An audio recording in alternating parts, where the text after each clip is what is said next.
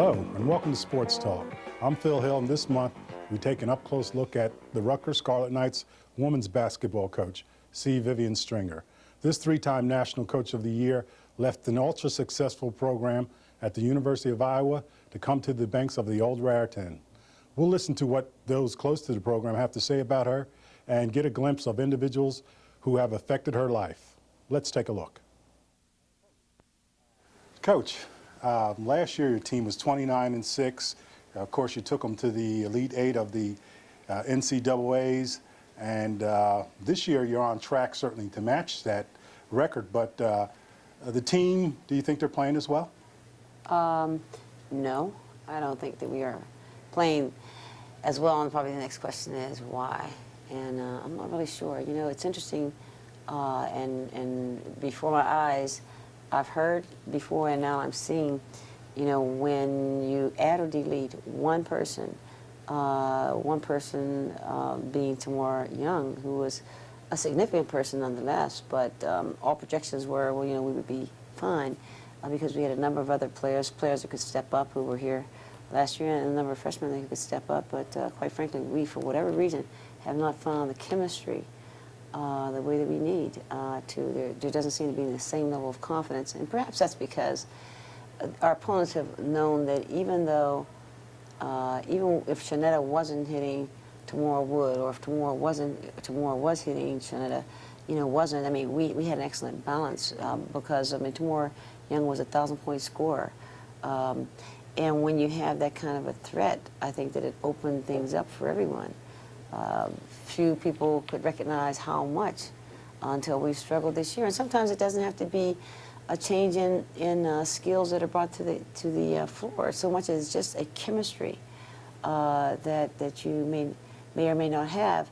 I'm not quick to rush to the injury issue because, quite frankly, we had injuries last year.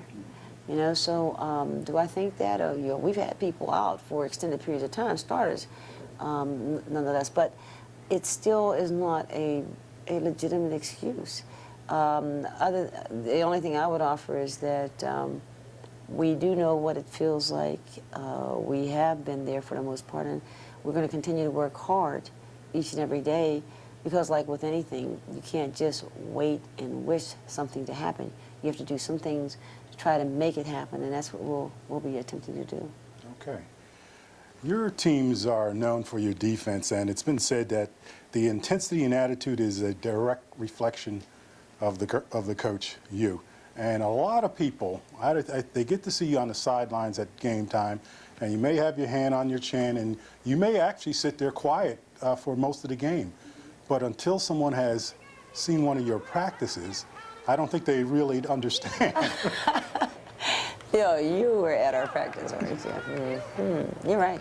Yes. You're exactly right. I don't think that anyone has an idea. So my feeling is that you should do all of your work, all of your fussing and arguing and whatever you have to do, corrections, and that should be done in a setting where you can say what you have to say and you can explain why, and a player has an opportunity to react, and that's it. But when it comes game time, no one wants to look bad. You know, I don't believe that anybody's out there trying to look bad. And I can't function when somebody's yelling at me, and I don't imagine that they can either. And aside from that, I want to be able to focus on the game. You know, we've made those corrections, so I would most likely then show my dismay with just, she is out. You just have a seat beside me. Or I'll tell them beforehand, okay, you do this in the game, this is what's going to happen. So why go through all these changes, you know, screaming and all that? No, just when I look at them, well, I just don't even talk right now, you know? I see. They understand. And so there's no reason to get upset or anything else. We go through it enough in practice. I guess responding to expectations is what you're trying to establish for your team. So when game time comes, there's no need for you to yell or anything. Yeah, I tell you what, first of all, believe it or not, in a practice situation or in a real game, for me to scream and yell is out of character. And I'm angry that anyone brings me to that point. Because, you know, I was seeing Many times that coach never had a whistle. I speak and you could hear my voice, but see, I don't believe, I mean, the players are listening. What do we need to do? Because I know I'm not worried about the level of intensity because they're going to always bring that up. You know, bring that level of intensity to where it has to be. You recruit people who have the same personality as yourself in a real pure sense. You know, the great competitors, the great athletes, the ones that will do everything to find a way to get it done. In that case, you know, it's like with anything else. If a person is giving their best, what else can you ask for? Right. What else can you ask for? So the one aspect of my coaching that is unbending, and that is, you know, a great, intense effort. Intense is the word, effort is the word. Because, you know, you might not be the finest three-point shooter, you might not be the best ball handler, but you know what, there's no reason why you cannot be intense, alert, and giving a great effort. And so when you say that defense reflects the coach, yes, it definitely does. And every player has an opportunity to reflect the coach. Everybody has an opportunity to reflect what are the team values. You know, so quickly, the offensive side of it, you know, people get into a me. You know, hey, you know, it's about me, dribbling or whatever. And hopefully the offenses that you, you know, have in your program are such that it opens and exposes a number of opportunities to each player, certainly going to their strength. But the defense, oh, the defense is what you get no credit for. But it says, I respect my opportunity to play on this floor, that I'm going to do my part and more, you know? And so I get really very angry. And I'll tell you something, when you see people come in there and they go out in 20 seconds or 30 seconds or a minute or less, guess what? They're not playing defense. Oh, you better believe it. They just, and see, then that means that you either weren't alert, so that means you didn't appreciate the opportunity to get in there, you know? Or you, I mean, how could you do this? And so we've got to hold on to something, and that's key for us. And we have got to work much harder on the offensive side, and tell you the truth, that's what we're going to do in the next couple of weeks. And we have begun to do, to hold ourselves more accountable, because I think that if we can be just as accountable on the offensive side of it as we have generally defensively, we can be a devastating team. Trust me, we didn't lose it. We have it. You know what I mean? We have it. Confidence is evident with you, Coach. And you were hired July 14th, 1995. You had never saw any of the members of the Rutgers basketball team. And of course, you made that famous statement. We're going to transform Rutgers to the jewel of the East. How do you feel about that? Yeah, well, when I made the decision to come to Rutgers, no, I did not look at a tape. It had nothing to do with a basketball, nothing to do with basketball. It wasn't a basketball decision, it was a personal decision, you know, because I think that any team that I would have compared to the team that I was leaving, the team that I was leaving had 7 first-team and second-team All-Americans, 4 first-team All-Americans, 3, because they would only have 5 on each of the teams. 4 first-team All-Americans and 3 off the second team. Do you know how devastating that was? They were all freshmen. And I left that team to come here, so it wouldn't have mattered where I went. It just would not have measured up. So my decision was, like I said, it was a personal decision, a life decision, you know. And so with anything that when you talk about life, it takes a while to get adjusted to life and go on with your life and to get the balance, the balance that gives you a chance to be who you are, or why do you come to, you know, Rutgers, or why do you come to New Jersey? You know, I wouldn't sit here and say, well, you know, all my life I've just waited to just drop this program, and I was happy in Iowa, but I was also excited about having an opportunity to come here because it was just, it came at the right time. It was a personal decision, you know, with having to start over, and I lost my husband and wanted to bring my children here and find out who I was. If it had happened any other time, absolutely not. Why in the world would you leave a program like that where you're happy and you're content? So I'm happy. I've considered myself always to be a person that builds. I do not intend to build again in life. This one has stretched me out. Really, it has. So right now, I want to polish this off. I talked about the jewel. We are beginning to glow a little. Okay. We have to get the, all the diamond tools and cut it up a little bit and polish things up and start sparkling. But it's tough because we've got another powerful team, in Connecticut here. But that makes it even better because you know what? Sometimes, like when you show up, everybody says, oh, well, that team out there, and they sort of forget. But I mean, do you realize how devastating it must be when people have so much respect for Connecticut and they know what they're doing out in the East and they know how much we're coming on? If I were another team, I'd sit there and think that's a heck of a conference. That Big East conference. So our challenge is in front of us, and thank goodness we've got an opportunity to play the #1 team, and we'll continue to work to make Rutgers the jewel of the East. When Vivian Stringer decided to tie her ship to the State University of New Jersey, it elevated all of us, and it brought the issue of equality, a level of equity in terms of women's sports. This outstanding national figure to come to the State University of New Jersey gave us a tremendous lift, not only because of her skill as a coach, but of her ability as a motivator across the board, whether it's with student athletes or with members of the business community, the faculty. See, Vivian Stringer is the real thing, a great motivator, and she's committed to the essential values that strengthen a university with the history of Rutgers. Coach, you're third on the all-time winning list for women's basketball coach. I believe Pat Summitt and Jody Conrad are the other two that have won more than 600 victories. I know you haven't had much time to reflect, but against Texas, you won your 600th game. What does it mean to you?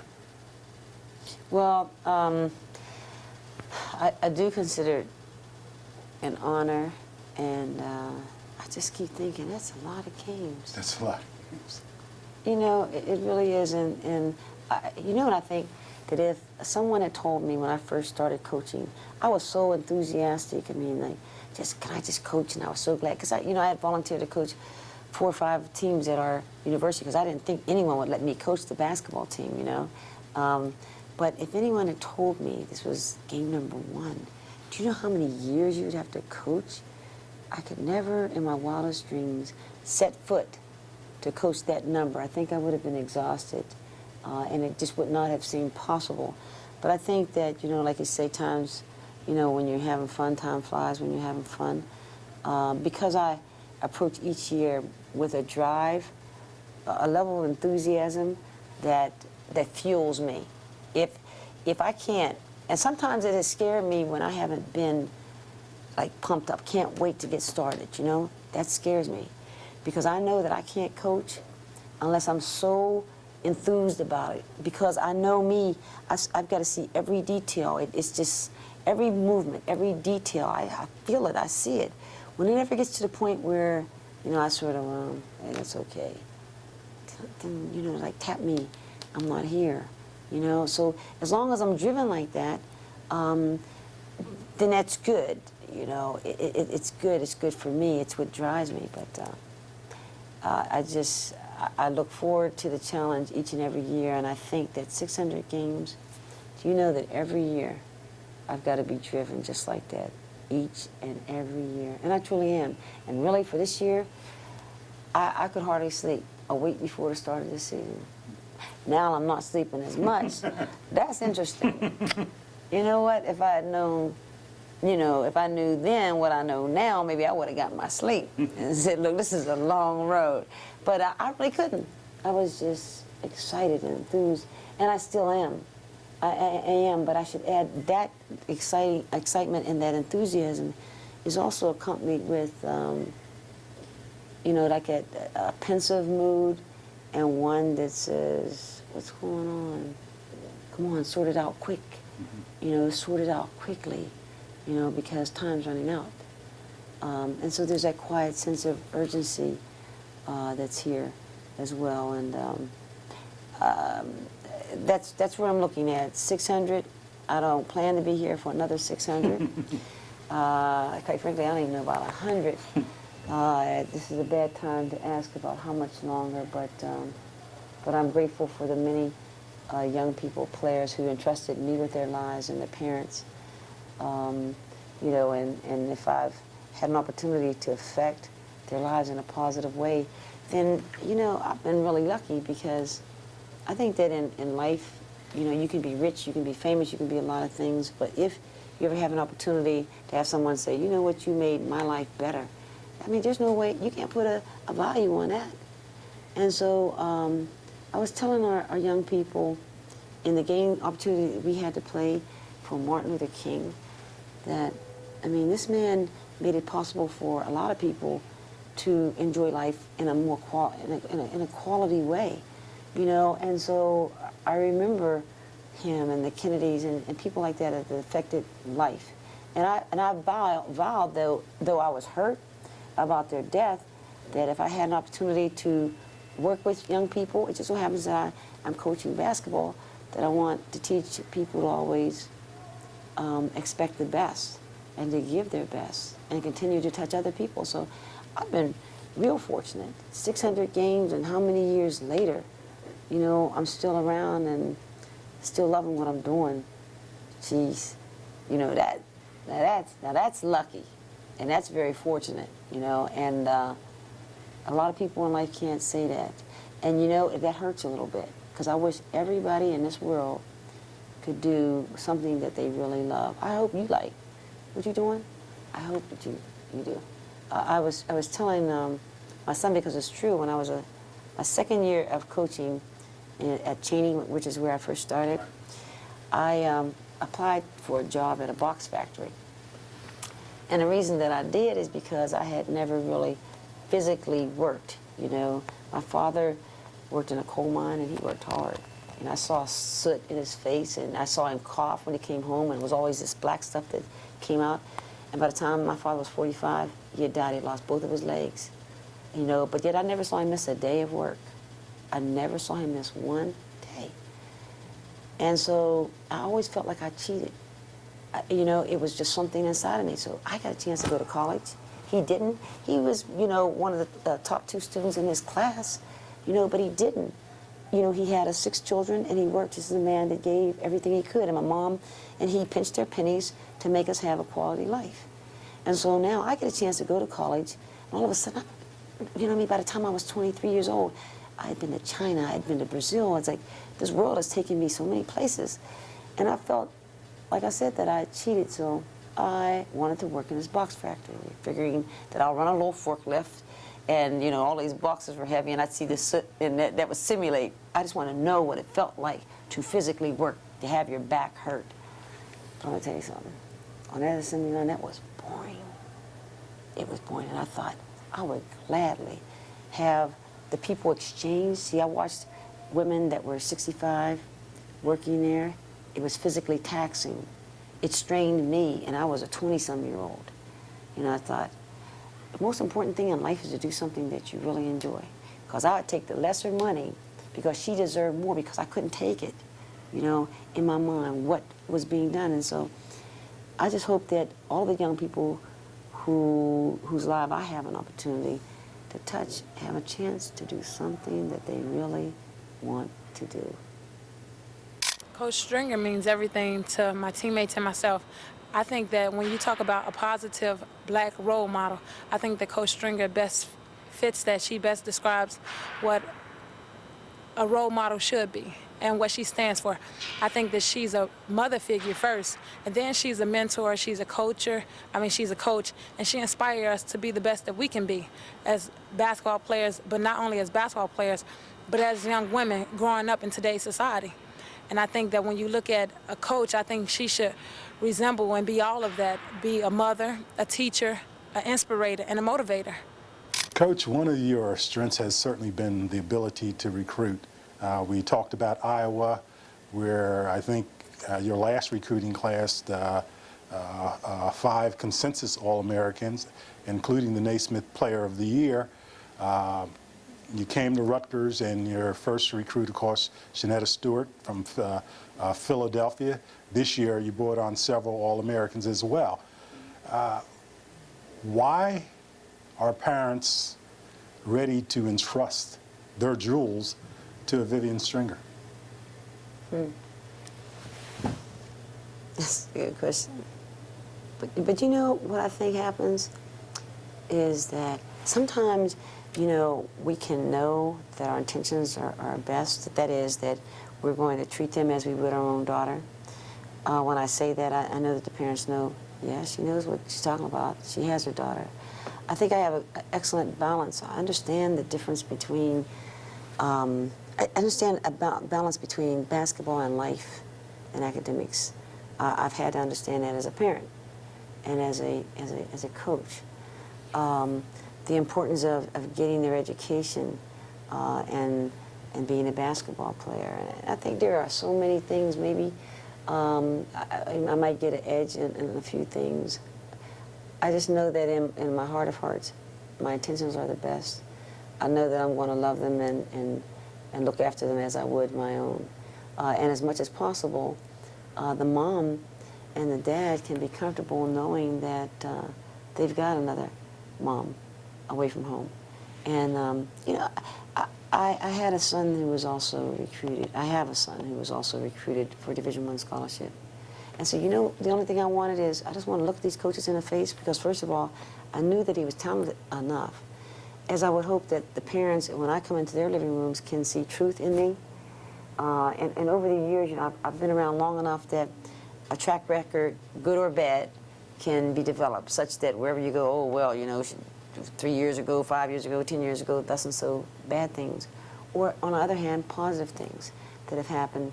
And so I offer to the parents very quickly, if you want to know the phone numbers or the names of any of the players that I've coached in any one of these 3 institutions, call them. Not only that, call their parents. I think it speaks well when your young people continue to want to come around you. And we all sense, we have all understood what we're trying to do together. So I'm very fortunate that, you know, that I have so many players that are supportive. You know, everybody is not, you know, your greatest fan. Every player is not. But the vast, vast, vast majority, you know, are. And I think that the parents want to give you a basketball player who she loves, who is her daughter, who she loves with all her heart. And she wants to be sure that at the end of those 4 years, 4.5 years, that 1, her daughter has a degree, 2, her daughter's going to be loved for and cared for, that someone is going to hear what they're talking about, hear from their heart, and treat them as mom would in her absence.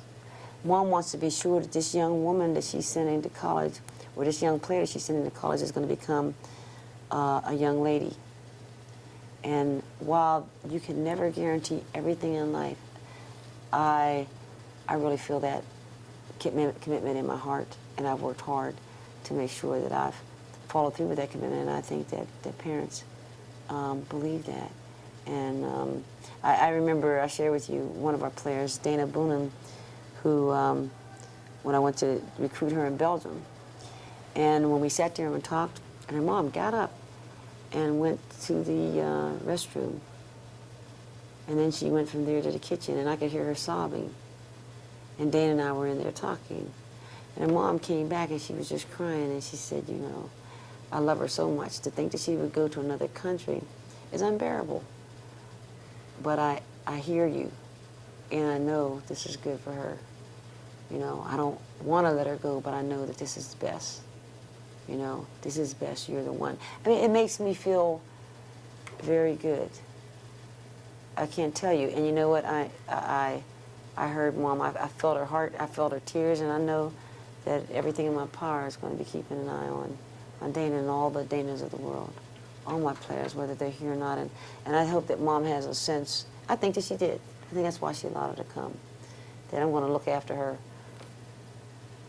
you know, throughout, from the beginning to the end, and we're never going to lose that kind of friendship. I know that's one of the reasons why I let my son go to the university that he did. And I say let. It's not me making a choice about what school he would accept a scholarship for, so much as I wanted to be sure that I saw through, I felt the heart of the people who would be working most closely with him. So I want players that I coach from the heart, that play for me because of their heart, the way they feel about me personally. It's like you say, you play the game with an attitude. You know, I coach with a passion, with an attitude. I want players that love me and would go to the, you know, and to know that I will, you know, so to speak, cover their back and be there always for them. I think that's so important. It's necessary. We hurt, and so we have many meetings, and we talk, and we cry a little bit, and we get angry at times and all that. Sometimes we take maybe what I have to say personally, but it's always because we care about each other a great deal. So I think that's it. Okay. The only woman's coach to lead 2 different teams to the Final Four and 3 teams to the NCAA tournament. Of course, the Final Four was Cheney State and Iowa, and the 3rd team to the NCAA tournament was Rutgers. What have you taken from your experience at Cheney State that benefits Rutgers? I think Cheney was perhaps one of the few schools, other than Louisiana Tech, that fit into the category of the have-nots, you know. I think that, you know, it's easy to say, well, if I don't have thus and so budget, if I don't have these facilities, if I don't have this, I can't do these things. I think Cheney proved that a little different. It's not about what you have, it's what you do with what you have. It's about where you come from and where you're going. You know, it's about not looking for an excuse and a reason why something can't be done. You know, so let me tell you something. When we're playing, it doesn't matter who the competition is. You know, if I even sense that you think, well, don't you know who this team is? They're the mighty. Oh, I am upset, because I've always understood. I've learned this as a child. My father taught me very well, all of us children, my father and my mom, to never think of yourself as second to anybody, to always believe that you can. What do you want to do? Just pay the price. You just have to work hard. So what's the big deal about that? You know, and so to even say you can't, I don't want to hear that.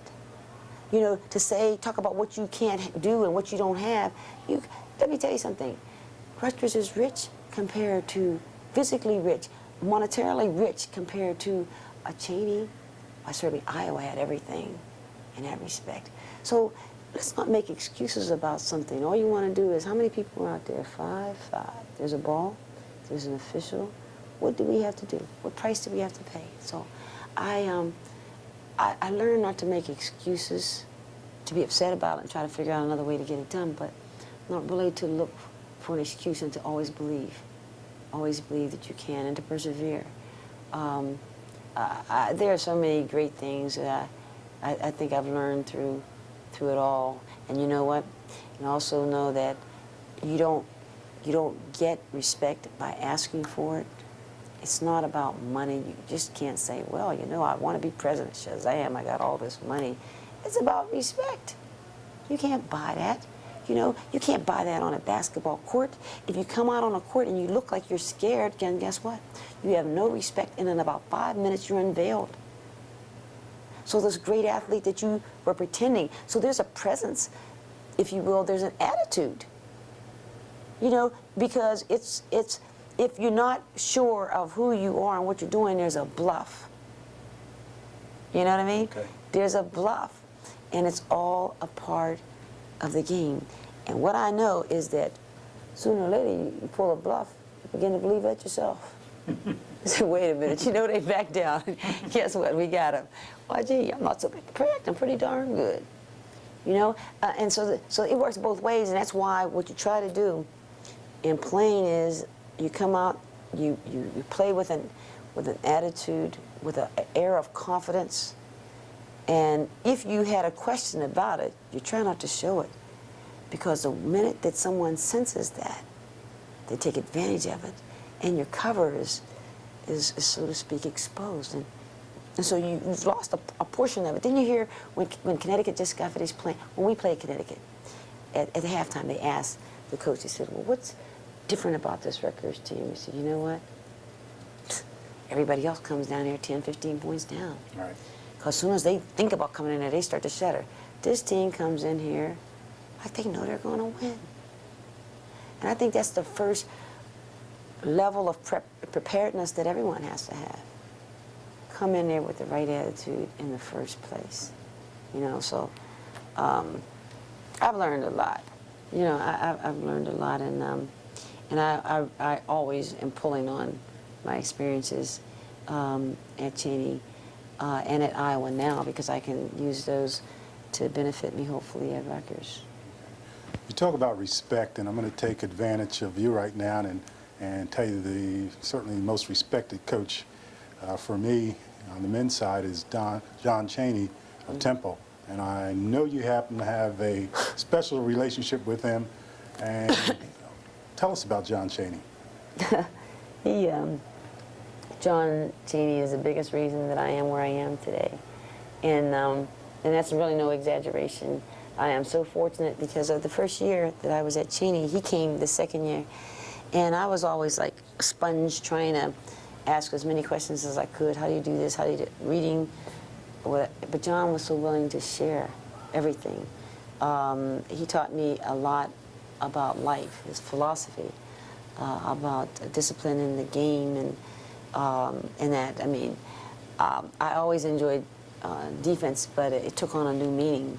And because he also had such respect for women and people, it didn't matter whether you're black, white, purple, or green, or male or female. You know, he just spoke of basketball as basketball, the skill itself.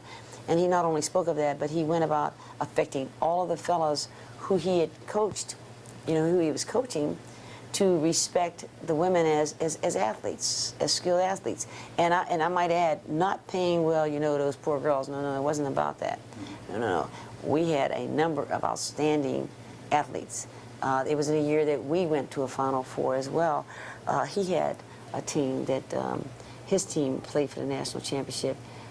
So this man has been one of truth. He's been the most consistent person that I know, and one who I personally feel deserves the best of everything. But I'm very fortunate because as I've come here, that's the one real, very consistent positive thing about coming back to the East. And that is being able to talk to him at least maybe once a week, you know, at least once a week. And for sure, if I have an issue or anything I'm worried about, you know, I'll call him, and I've got to talk to him now. We've just come to do that. In fact, the other day I was talking, it was just before our UConn game, and the ESPN people were just watching our practice, and the announcer mentioned that she was going to call Coach at 8 o'clock in the morning. So I said, wait a minute, Coach Cheney? She said, yeah. I said, well, hold on, let me talk to him for a second. So I was letting him, and he said, oh, you know, so he's going, where have you been? I can't believe, what's wrong with you? What the heck happened down there? And so we said, wait, ho, you know, and so we get into these discussions, if you will, / arguments about, wait a minute, how could these, they came to your zone. How could this, wait a minute, hold, you think this is the way I'm doing this and that? We go through it. I mean, it is amazing when people just sit there and listen to us go through it. But I just have so much admiration and respect and love for him. I think that there isn't anything that he wouldn't tell me that I probably wouldn't listen to and probably do. It's just that clear, because in 20-some years, you know what? He has never failed me. Not one time. There's not been one time that I've seen him in any given situation. I mean, I've watched him in very critical situations before the Senate, House Judiciary Board, whether it's in front of basketball coaches, just in playing a tennis, you know, a match, and you get into this argumentative mood and where everybody's going at it. I mean, in every imaginable situation, and I can honestly say there hasn't been one time that I could not predict his behavior. That's a heck of a thing. That's a heck of a, he's just consistent, you know, as the sun's going to come up, you know, and I admire that about him. And he's been the biggest reason on the technical side of basketball that I've been successful, at least on that side of it. Okay. Coach, you certainly are building something awful fine here at Rutgers, but knowing that you come from Iowa, where you had, I believe, 12,000 people show up on a regular basis, you went up to Connecticut last week, 16,000 people. That place is sold out every game. Can we do it here at Rutgers? You know, I'm going to believe that we can do it, because to admit it is to allow myself and this program to be defeated. And I'm not throwing the towel in, ever. And so we'll continue to work to try to bring about the interest. I wish that it could come about much more quickly. But nonetheless, I appreciate the fans that have been coming. It has gotten much better. I think sometimes when we shoot at the ultimate goal, when it doesn't come as quickly as we would like, then we might just measure, is it, you know, did we reach the goal, and if not, it's a failure. And I think what needs to be assessed is, has it gotten better? And yes, it has gotten better. Nothing is ever fast enough for me. A national championship is not fast enough for me. So is this attendance? No. I would be kidding you. No, it's not. But it's consistent with everything else that I'm looking for, you know, in life. But I think that with the Connecticut, see, I'm hoping that the day will come when fans are going to come on a consistent basis, not because it's Connecticut and Rutgers. I want us to play the Sisters of the Poor, and everybody's coming anyway, just because they came to see Rutgers, you know. So I'm not as excited when, yeah, I appreciate everybody comes out for Connecticut, because we need that. Goodness knows, in order to get through a powerful team flow like that, I mean, we need that. But until we are able to draw those numbers for our game against, like I said, a Boston College, which is a great top 20 program, or quite frankly, the Sisters of the Poor. Well, there's no question that Vivian has brought a rebirth to the women's basketball program here at Rutgers. I think she's a unique coach.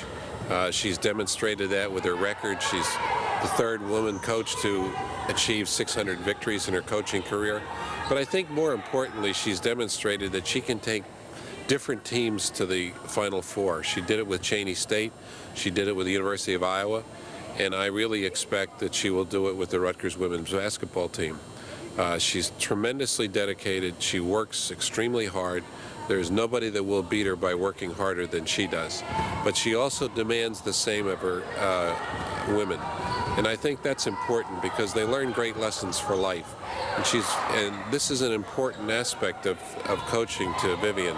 She believes in teaching these young women what it means to work hard, what they can get out of life. And I think that's great for this university. I saw you probably the happiest.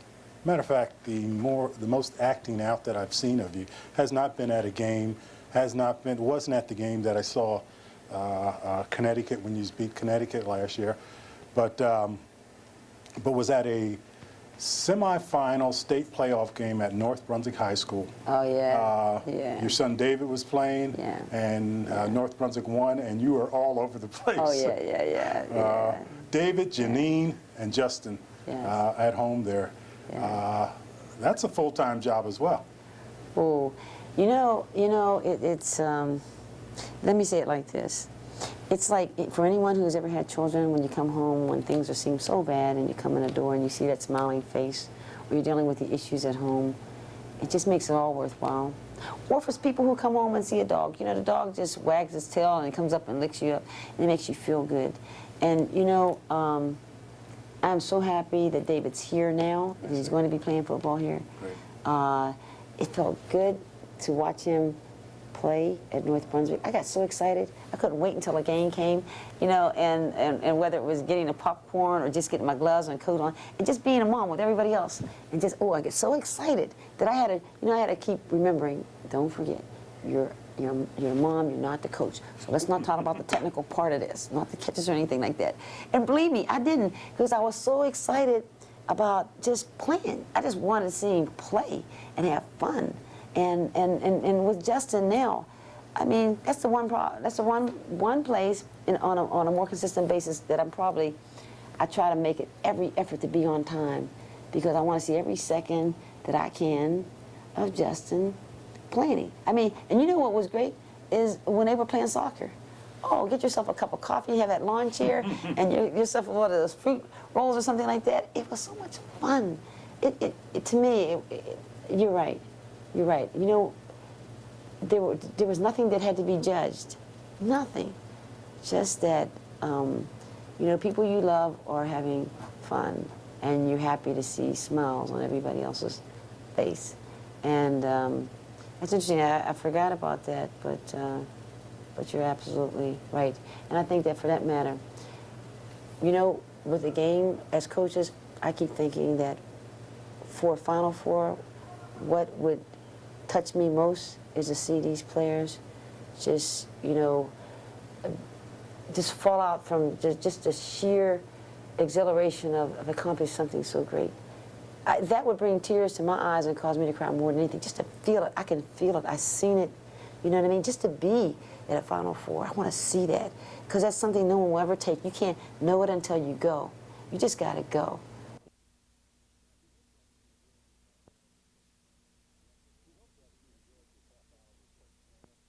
We hope that you enjoyed this half hour with Coach Stringer and that you'll join us again next month here on Sports Talk. I'm Phil Hill. Thanks for being with us.